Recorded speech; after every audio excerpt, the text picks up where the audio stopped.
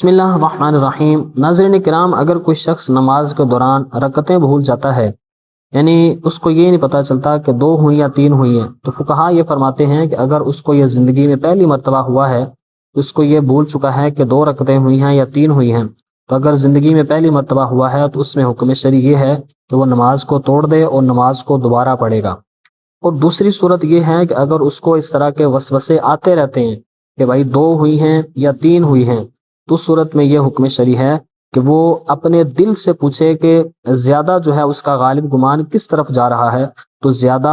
غالب گمان جس طرف جائے اسی پر ہی عمل کیا جائے گا۔ یعنی اگر اس کا غالب گمان ہے کہ یار 3 ہوئی ہیں، تو پھر 3 کی طرف ہی وہ عمل کرے گا۔ اگر اس کا زیادہ غالب گمان یہ ہے کہ بھائی 2 ہوئی ہیں، تو پھر وہ 2 کی طرف ہی جو ہے وہ عمل کرے گا۔ لیکن اگر اس کا کوئی غالب گمان بھی نہیں ہے تو فقہا یہ فرماتے ہیں پھر وہ یہ کرے کہ جو کم تعداد ہے اس پر عمل کرتے ہوئے آخر میں وہ سجدہ سہو کر لے تو اس کی نماز درست ہو جائے گی۔ یعنی اگر اس کو یہ ڈاؤٹ ہو کہ یار پتہ نہیں 2 ہیں یا 3 ہیں اور غالب گمان بھی کوئی نہیں ہے، تو اس میں حکم یہ ہے کہ وہ پھر 2 پر عمل کر لے، یعنی جو کم تعداد ہے، اور آخر میں جو ہے وہ سجدہ سہو کر لے، تو اس صورت میں اس کی نماز جو ہے وہ درست ہو جائے گی۔